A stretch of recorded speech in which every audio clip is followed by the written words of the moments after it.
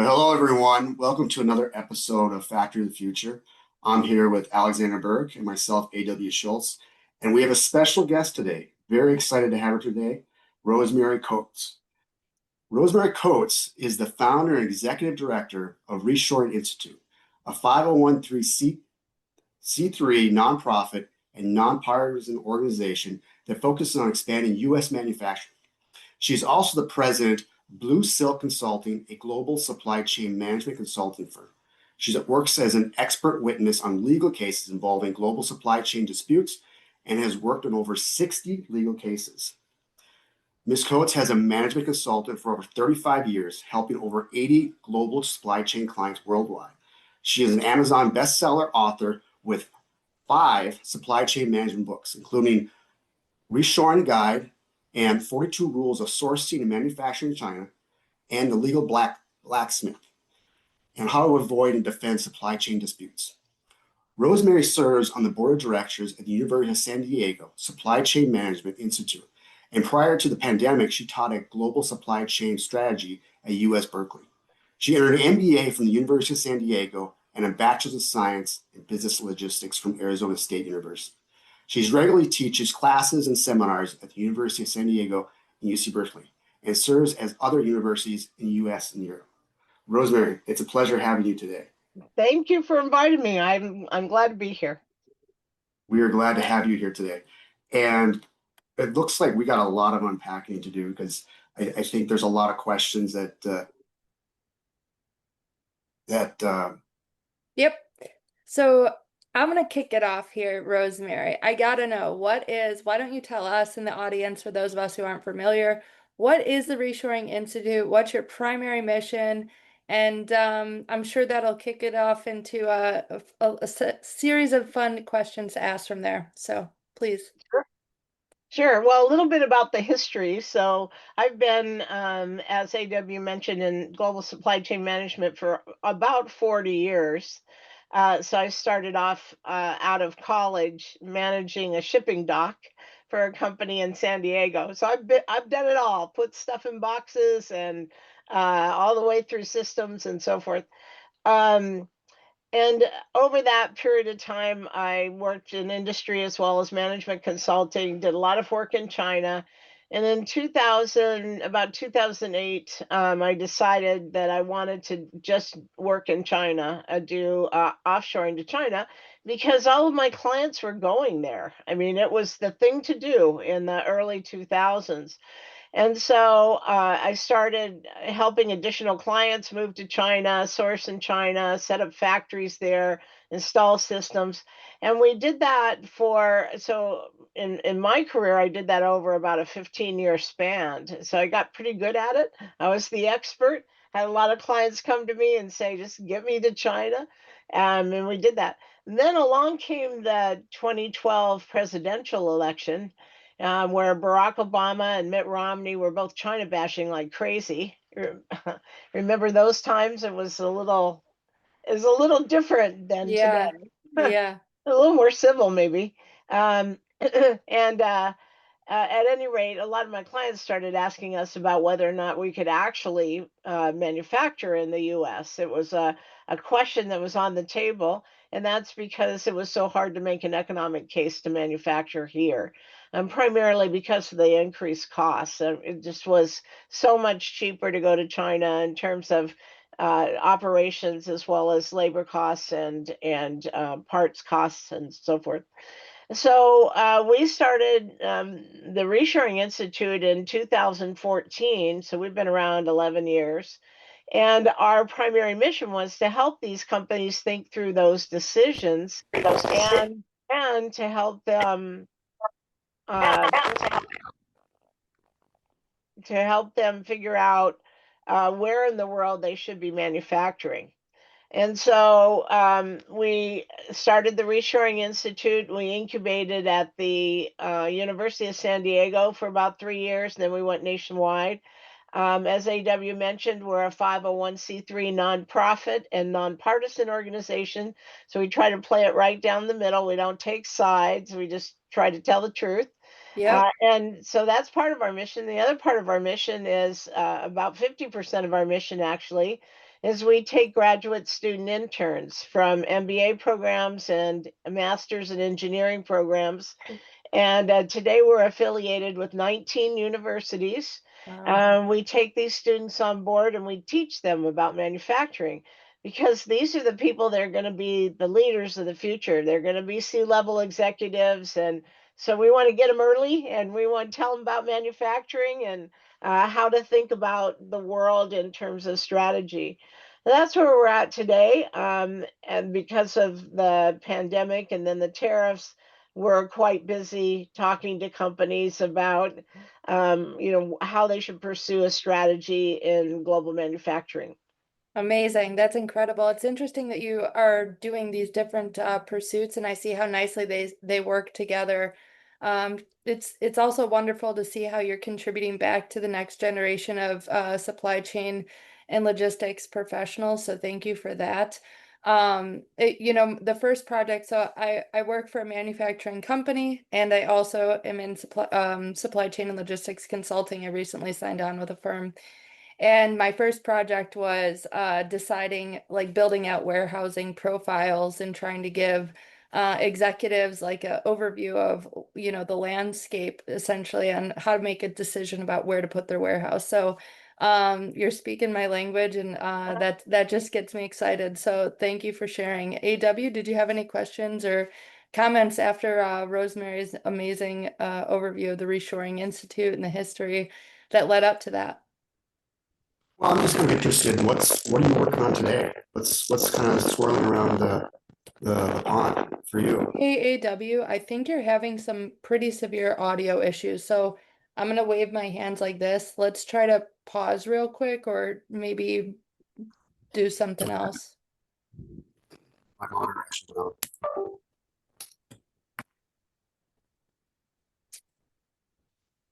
You don't hear me at all either? It's very bad.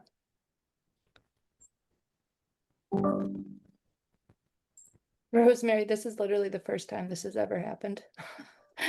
Well, the first time I've been sideways. We've got all the firsts going today. What is going on in the world? That's amazing, though. I love that you're bringing these executives in and you're teaching them about manufacturing. I love manufacturing. I go to I recently had the opportunity to go to a scrap metal plant. Uh-huh. I was like a kid in a candy store looking around at all the fun stuff. It's just I know amazing. exactly what you're talking about. That's Yeah. the way I feel too. It's so Yeah. interesting to me. Yeah, me too. Yeah. Are you based out of San Diego? No, I live in Silicon Valley. So Amazing. yeah, it's a hour hop down to San Diego on Southwest. So I'm down there a lot because I'm on the board there, and we have Yep. business there. So, but no, I don't live there. Although Cool. I love San Diego, so beautiful. Yeah. My sister's ex-boyfriend is from there.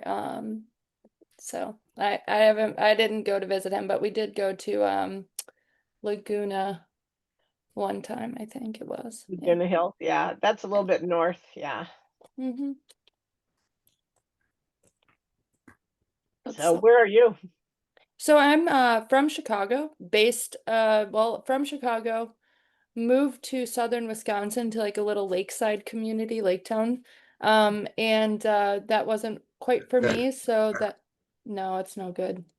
So then I put my house on Airbnb, and right now I'm kind of, check. oh, much better. Better. Yeah. Now I'm living in St. Petersburg, Florida for the month, and I think I'm gonna extend by a month because I'm liking the beach life. So Oh, okay. yeah. Boy, it's hot there. We're having an extremely cool summer. It hasn't been over 80 degrees at all, I don't think. I mean, Wow. we've been in the 70s for weeks, and Wow. it's sunny and dry. It's just beautiful. That's perfect. Yeah, the Midwest was really warm. It was like Florida weather before I left, so it got warmed up. Yeah. All right, I think can continue. I Yeah. Okay. still having a monitor issue, but I might be looking sideways quite a bit. Um, but are you ready to resume? Yes. Yep.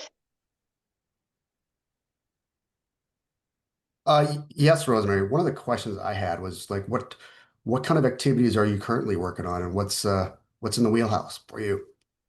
Well, right now we're doing a lot of tariff work. There's companies that are just beside themselves, not knowing what to do. There are a few strategies that they can follow, but by and large, I think most companies are just taking a wait and see attitude right now, until there's some stabilization in the tariff rates. In fact, we did an engagement with we were engaged by the state of New York a couple of weeks ago, and they asked us to interview CEOs all across the nation to find out what they were doing in terms of strategy. And so we did that. We interviewed 18 senior executives at the C level, and we asked them, how are you responding to the tariffs? And the responses we got were pretty much across the board. They were doing nothing. No investment, no hiring, no moving, no building new plants, nothing until the tariffs stabilized.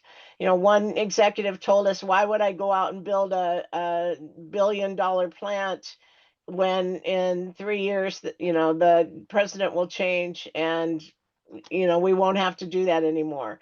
And he just said, we're not going to make those kind of investments right now until we understand more about the direction that we're going in the future. The other thing that they told us was, behind the scenes, almost all of them are planning. So they're coming up with plan B and C and D to try to figure out what if scenarios in case the tariffs on China, for example, go back to 145%. How are they going to move out of China into another country? There's a lot of that planning going on in the background. We also know that many of the companies are considering moving to alternate countries, low-cost countries, including Vietnam.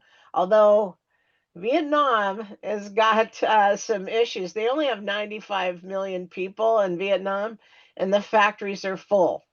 So it's hard to even find a factory in Vietnam these days. But they're also moving to India, which has another whole set of issues and infrastructure problems, and Mexico. And Mexico is really an interesting spot for a number of reasons. Certainly, the proximity, you can drive across the border instead of having to put things in containers and on the ocean. But also, if you manufacture there using Mexican labor and parts that originate in Mexico, you can bring in most of the products under USMCA duty free. Mm. So if you're comparing importing, Chinese parts at 145%, or Vietnamese parts at 46%, or 30% on India versus zero in Mexico, you have a winner, right? So there's that reason. And then also a couple of years ago, we did a major study, and we looked at labor rates around the world. We actually looked at 12 countries and compared 10 job categories in 12 countries. And Mexico is among the lowest labor rates in the world. So if you go, not so much at the border, but if you go to central Mexico, those labor rates are very low. So we've got a building economy in Mexico, a new president, Claudia Sheinbaum, that's very pro-business. We've got, proximity because of the land crossings. There's a lot of reasons to consider Mexico as a good alternative to China. And that's what a lot of companies are doing. So these executives told us, this is the strategy, is to look at these kind of alternatives, make plans, get prepared. And then when they're satisfied that the tariff environment has settled down, they'll make a decision on what to do next. So that's, you asked about what kind of things we're dealing with. I would say that's the primary topic that we get with everyone. What should we do now because of the tariffs? We also get some made in the USA labeling projects. It's not as easy as you think to label a product made in the USA. There are several agencies that control the percentage of U.S. content: the Federal Trade Commission, the FAR, the Federal Acquisition Regulations, the Buy America Act, the Buy American Act. I mean, they all have different requirements. So we do projects to help companies identify how to label their product as well. Wow. I would ask one quick question. So What technologies are you guys using to suss out the tariff scenarios? Recently, the firm I'm working with has been exploring some digital twin stuff and trying to see what simulation tools are out there to address some of these concerns in this global supply chain. So, what are you guys doing, and what are you finding works really well for your clients? Yeah, we actually work with a couple of partners that are trying to keep track of the tariffs that can model total cost of ownership, including the tariff by country. But it's not that straightforward. It isn't just by country. It's because remember the penalty tariffs, the Trump tariffs, are on top of the regular tariffs. So if you were paying 6% on imports and now there's a 30% penalty, now you're paying 36%. So Right. when you model this stuff, you have to know what the commodity is and what the original tariff rate is on that commodity. Then add to that the penalty tariffs and so forth. So it's complicated. I mean, there are thousands and thousands of classifications and tariff rates that are the original tariff rates. So modeling that plus the constantly changing environment on tariff rates. I mean, I was doing a presentation the other day and I had a slide with some tariff rates, and I said, that's what it is as of this morning. Now, I haven't read the tweets or anything yet today, so Yeah, possible that changed this afternoon. So yeah, I mean exactly. that's what we're dealing with. Rosemary, I'm still trying to grapple with what's the benefit of imposing these tariff rates? I know there's financial money of the government, but I mean, we want cash flow. We want things buying and trading. What are the benefits for imposing some of these tariffs? Yeah, I'm not a big fan of the tariffs, I have to say. Um, Originally tariffs were put on goods coming into the US back in the colonial days to help support the development of US manufacturing, US made goods. So to make imports look artificially more expensive so that we'd have an opportunity to compete by making goods in the US that were more costly. And so for years and years, that's the approach of the tariffs. And then and actually the tariffs supported the entire US government at the beginning. I mean, can you believe that? The No. revenue from the tariffs was what the money for the government. And then in the 1920s, we put income tax in place. And now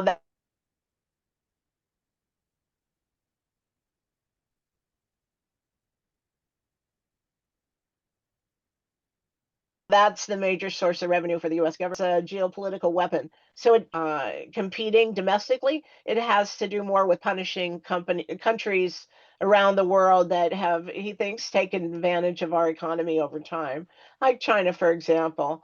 There's lots of issues with China for sure. But on the other hand, Americans are buying low cost goods like crazy. I mean, just think about buying a Halloween costume for your kids, for example. You go to Amazon, you pay $20 or $25 for a costume, and in the past it got delivered to your door, and that was it, right? Today's environment, that same Halloween costume made in China might be double that price, and you may have to pay import duties, and there's going to be a delay in delivery, and there are all kinds of issues that have happened as a result of those tariffs. And the American consumers have been like fixated on buying all these cheap goods around the world. So it's really kind of our fault for demanding cheap goods and consuming so much product that is actually made in China. Wow. So, yeah, Sorry, go ahead.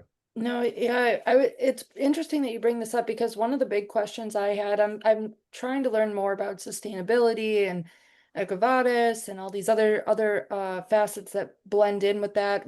One of the projects I'm working on has to do with scope 1, 2, and 3 emissions reporting and this really interesting technology that plugs into the semi tractors.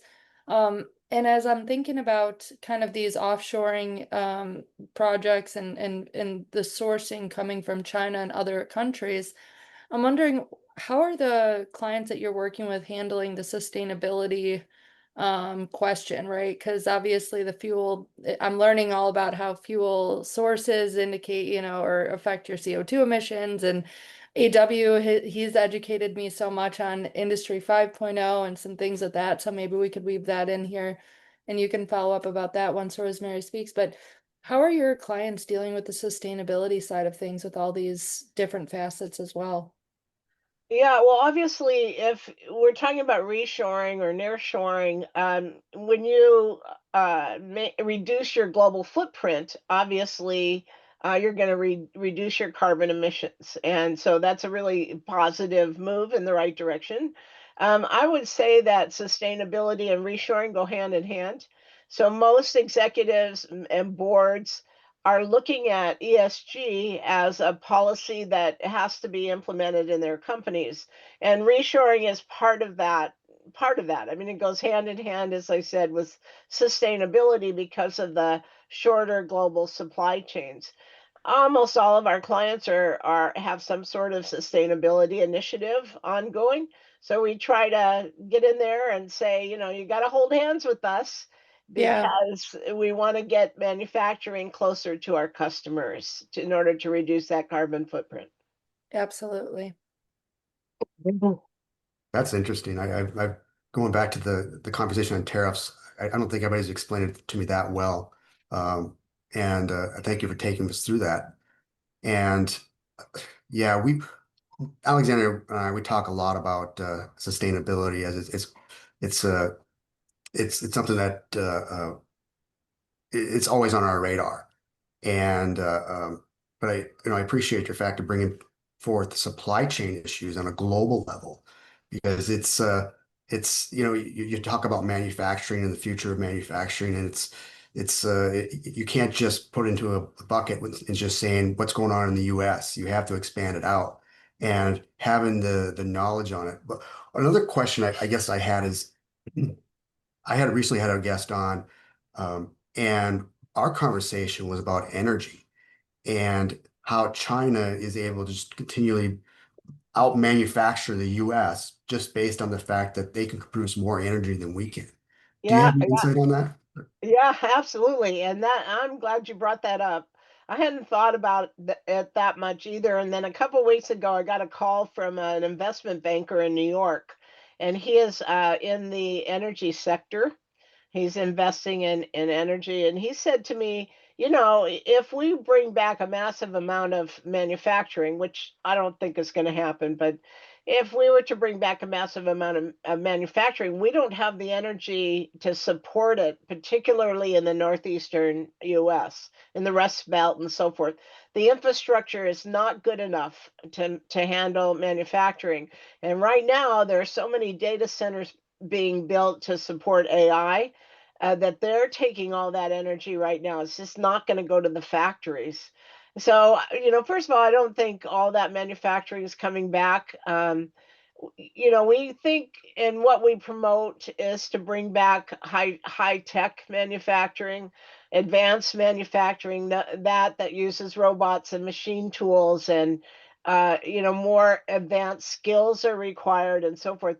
We shouldn't and are not going to bring back the 23 cent an hour t-shirt production. We don't want that back. Well, in fact, it was never here. But we don't want it to come back to the US. And that's because if we don't pay a living wage to our workers, we have to supplement their income with welfare. And so we don't want to create a welfare state. What we want is advanced manufacturing to come back that pays a better living wage and is more technically in parallel with where we want to take the economy. And so that means, more sophisticated machine tools. It means more skillful workers. It means more investment and capital investment. It's a different profile than maybe what our politicians are saying. No, I agree with that because that's one of the things that I've been finding is that manufacturing, particularly the US, is becoming more an advanced educational um, Career conduit path. for it. And we'll say like the unskilled labor is being more retracted away from it and going more into the construction Yeah, yeah. retail. I mean, we don't want so much the people that put pegs in holes. We want people that run the robots that put pegs in holes. So that's a different skill set. You have to learn, how to run a robot and how to fix it and how to program it. And those are completely different skills. And, the requirements of manufacturing are headed in that direction, not for unskilled labor. What Yeah. can a worker do to prepare to fill those gaps, right? Because everyone worries about, and this is something I'm always thinking about when we're on the show, is how to prepare the worker of today to take advantage and be the early adopter, be the leader in these new fields that are going to open up and emerge as a result of this new technology. So what recommendations do you have for somebody who does aspire to be the person running the robots? Like what degrees do you think they can get? What training and job experience? Yeah, I would absolutely recommend community colleges, and I think they have filled the gap. So it used to be we had technical skills and welding schools and that sort of thing. Not so much anymore. Now is the community colleges have filled that gap, and I think that's a really important move because not only would a worker be taught the skills that are needed to run the current manufacturing profile, the technology in manufacturing, but they also learn other things like computer skills and communication skills and writing skills and mathematics. There's a surprisingly large amount of mathematics that are required in manufacturing. Hmm. Manufacturing workers need to know angles and planes and dimensions and things that are really important. So those complementary skills to learning about how to run a machine are really important, and that is, it's front and center in terms of what community colleges are teaching. And so I think we need to support that in a big way and head people to community colleges to get that associate's degree or a certification of some kind or another. Cool. Yeah, I definitely agree with that. I think some of the large universities are being pushed are pushing out to let's get that bachelor's degree and let's work into some role, but there's a need for those folks that have the technical degrees that don't necessarily need all the Yeah, I think, degrees. to me, the kind of jobs that we see coming up now are some crossover between engineering and skilled labor. I mean, we need more engineers for sure, and that's a 4 year or a 6 year degree.